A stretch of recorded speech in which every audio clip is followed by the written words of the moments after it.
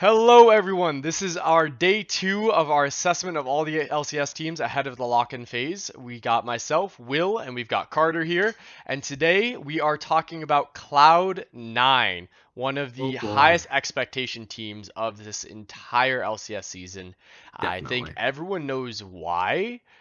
They may or may not have gotten one of the best mid laners and ADC players in the world. That is true. In case you've been living under a rock for the past few months, C9 acquired a new mid laner who you may or may not have heard of. His name is Perkz. He's kind of this I don't know, he's kind of this underground player. I don't think many people know him. But bad jokes aside, Perkz is the most accomplished player in Western history, spanning multiple titles on G2 in multiple different roles. And C9 got him this offseason, which is kind of funny. C9 has this history of quote unquote losing the offseason and doing better than anyone expects from them. And no one can say this season that C9 has lost the offseason. Perkz is such a huge acquisition. I think if I recall correctly, Perkz is making like 11 point something million dollars on his contract at C9. Just Yeah. goes to show you how highly valued this man is, and he's in North America for the first time, and he's back to playing mid lane after he's been playing AD carry so long. Absolutely. I mean, if I were to compare this to basketball, this is LeBron leaving the Cavaliers to just show up at the Lakers' doorstep. I know it didn't go well that first year, but I don't think Perkz is. I don't think Perkz is like that, and he's joining an organization that recently has also been doing well. I mean, they flopped second half of the year last year in the summer Yeah, split, but Cloud9 historically is ridiculous, yeah. I mean, and they Cloud9. started that year so well. They started that year in the spring as the LCS winners for the first time in so long. And let's not forget too that like Perkz is still super young. I don't know if this is correct, but Perkz I think is like 23. He is super young, even not maybe not super young, but he's young even by esports standards. He has Hmm. a lot left in him, a lot left in that tank. He is just such a beastly player. And like I'll Yeah. admit, Perkz has been playing AD carry mostly as of late. He plays some mages in the AD carry role, but like let's not also forget that C9's failures this past summer split in large part were due to meta shifts that happened towards the end of the season and C9's inability to kind of catch up with the meta shifts. Hmm. There is no meta that exists that Perkz does not dominate in. If it's an assassin meta, Perkz messes kids up. If it's a control mage meta, Perkz messes kids up. If it's like a damage mage meta, Perkz messes kids up. Perkz just is so good and so versatile, and there is like no way that Perkz does not succeed if he's playing at like his caliber of play. Yeah, I mean, for those who don't know, he was on G2, which is widely regarded as the EU super team for the past 4 years, Yeah. I and mean, still is. still is with Caps, of course it is, but that's for another day. On that team, he went from mid lane to bot lane to mid lane to bot lane, and they showed up at Worlds multiple times during Every that. time. So the fact that Perks has been going to Worlds in these different positions means that as we enter this new season with all these new items, I think we're going to have three champions that pros weren't playing at the end of Worlds this past year. And I don't think you could ask for a more versatile mid laner to come in and help you carry your way to victory. It's also really interesting to look at the pieces that C9 are surrounding Perkz with. So obviously Hmm. you have Hmm. Perkz in the mid lane, right?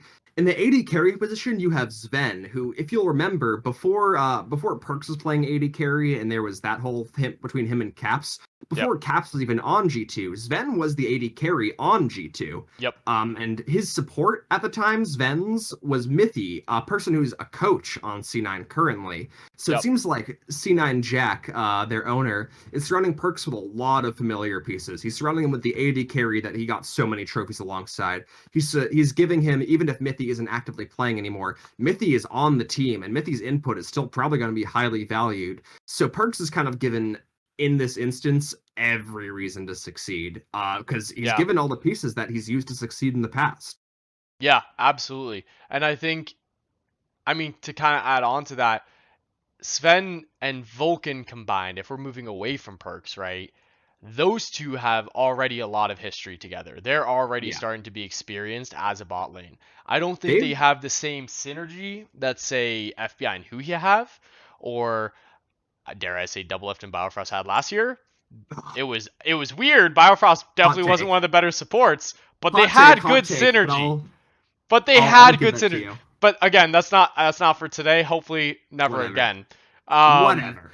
but Sven and Vulcan should have some of that synergy coming into this. Yeah, dude. I mean, if you're not going to give the best bot lane last year to FBI and Huhi, you kind of have to give it to Sven and Vulcan. They are just like Sven, such a strong bot laner. And Yeah. like, let's not forget, Sven and Vulcan this past spring won an LCS title. So clearly they're pretty close to the top of their game. And even when C9 started losing it, at least by my eye test, it never particularly felt like it was Sven or Vulcan's own responsibility for Mm, failing. mm-hmm. Like they're just so good. Sven in particular can play in any kind of role the team allows him. If Yeah. you'll remember kind of the double lift stigma, back when Riot introduced that mages were viable options as bot laners, double lift really struggled for playing non-AD carry bot laners in the bot Yep. lane role. Sven can play whatever you want him to in the bot lane He role. was very Sven good at that. Yeah. Sven is very good at playing champions like Callista in particular, who obviously is a traditional AD carry, but just to go over kind of Sven's comfort picks, he's very Yeah. good at like Sven is very good at champions that allows Sven to do some playmaking. But Yeah. Sven, with the right team to enable him, can really do a whole lot. And like I said, if you're not going to give the title of best bot lane to FBI and Huhi, it's going to Sven and Vulcan. Yeah, absolutely. And I mean, just to add on to that, Sven's next couple picks are like Corki and Lucian. Like maybe Aphelios, but no one plays Aphelios, so we're just gonna ignore that Uh, champion for a moment. I mean, But I think he's pretty good at Jin. I don't actually recall, but I if memory serves, he's not yeah, too bad at yeah. Jin by the eye And test. the thing is, Lucian maybe not so much as an ADC, more of a mid laner, but Lucian is very strong right now. Corki actually just got into a better place. We saw a patch recently come through to adjust Mana Moon and Muramana so that they feel better on Ezreal and they feel better on Corki, both of which Sven is very comfortable on. So Yeah, I think Sven he's going loves to be a really Ezreal. comfortable place going into this lock-in phase. Yeah, But but moving. Oh, I don't continue. want to kind of not look at the other side of the map, leave top lane on an island like it typically is.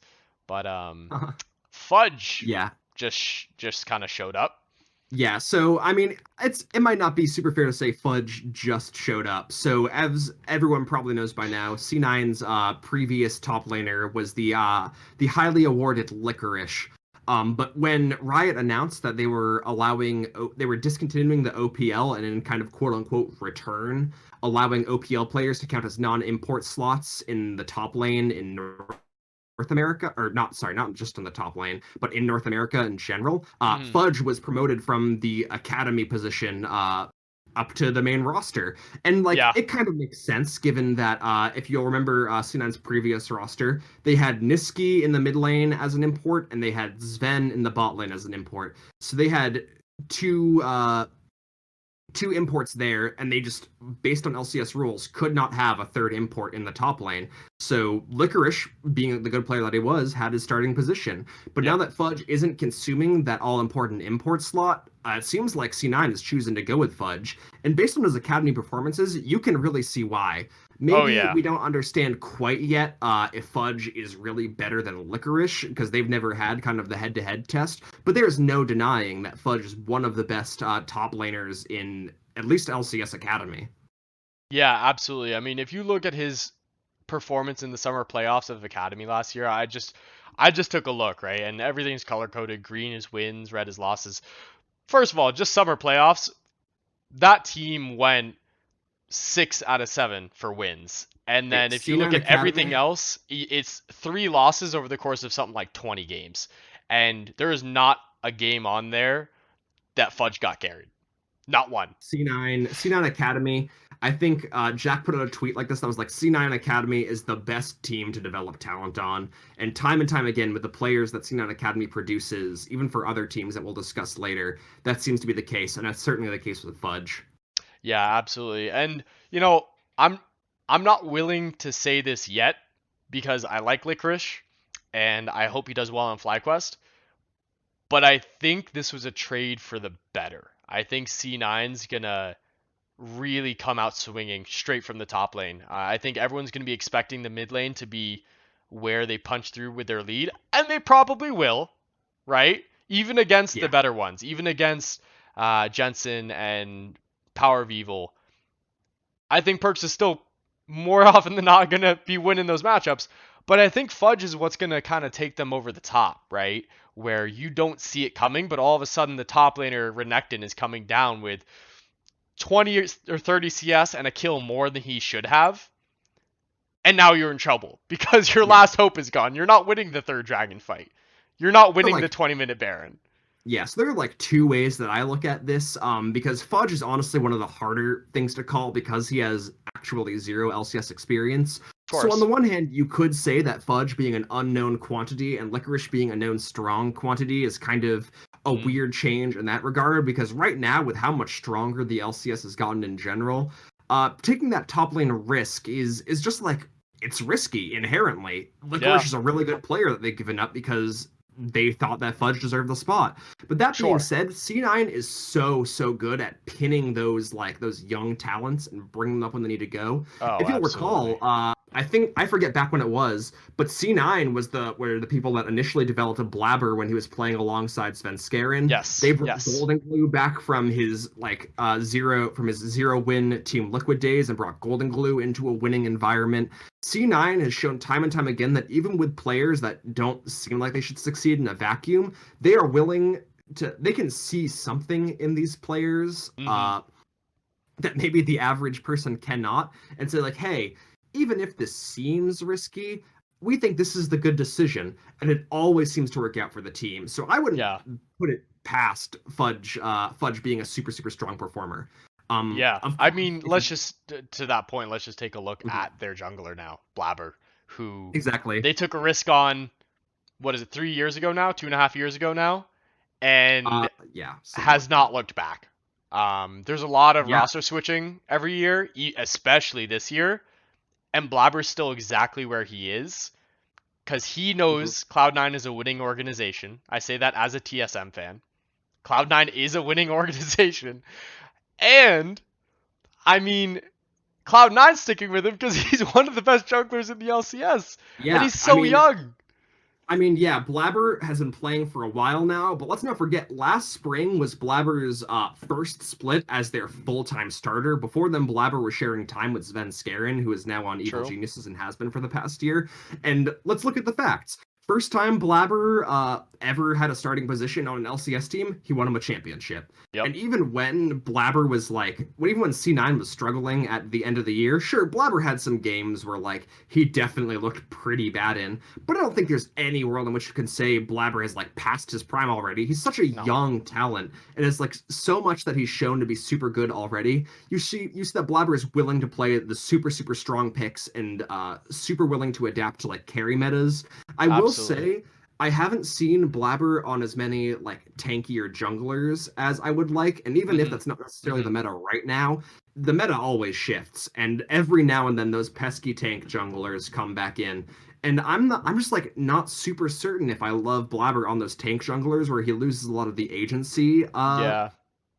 that like he's given by playing strong by like more carry style junglers. Yeah. But there's no world in which Blabber isn't a contender for best jungler, at least at the moment. Yeah. I won't say he definitively has the title because the jungle pool right now is honestly pretty stacked. But Blabber is still good, and anyone who tells you otherwise, based on solely last summer's performance, is a little cuckoo.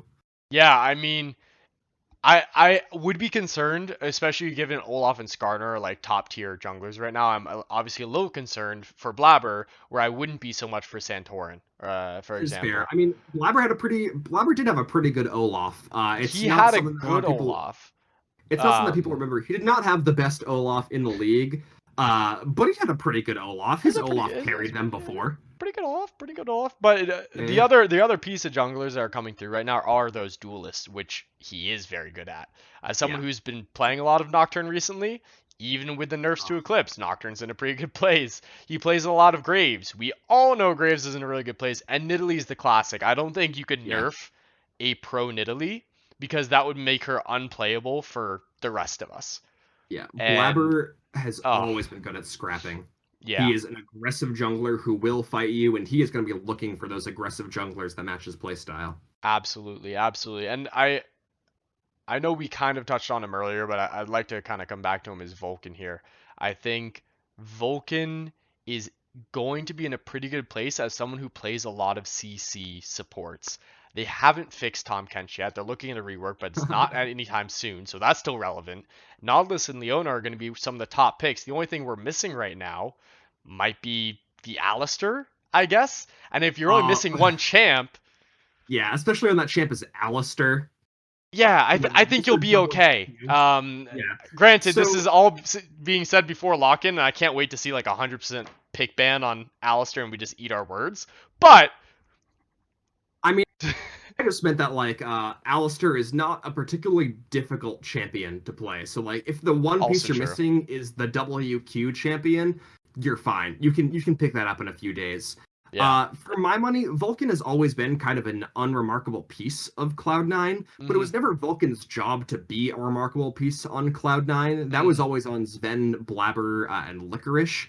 Yeah. Vulcan, honestly, like you mentioned, can be that tanky CC bot who enables kind of Perkz, Fudge, Sven, or Blabber to do their thing, whichever kind Absolutely. of style Cena wants to play per game. Vulcan does not need to be the superstar of this team. Vulcan just needs to kind of allow his team to be the superstars that they are. Yeah. And in that way, it kind of makes him a superstar in his own right. So it comes Oh, full circle. 100%. And I think kind of to wrap up our segment here, talking about superstars is kind of our best picks, who we would want Ooh. on our team for I'll give you one fantasy. guess. I'll give you one guess, Will, who I you think that player might be. I hate to just give our viewers only one choice out of the five, but I think we're both on the same page here that Perkz is pretty much It's the Blabber. I mean, superstar. Perks. Get out No, of here, man. Get out of here. it's definitely Perks. We Uh, know it's Perkz. The only risk with Perks is you see time and time again that these like super accomplished mid laner or just import players in general come over to North America. They play in North America, and immediately you can tell their heart's not in it.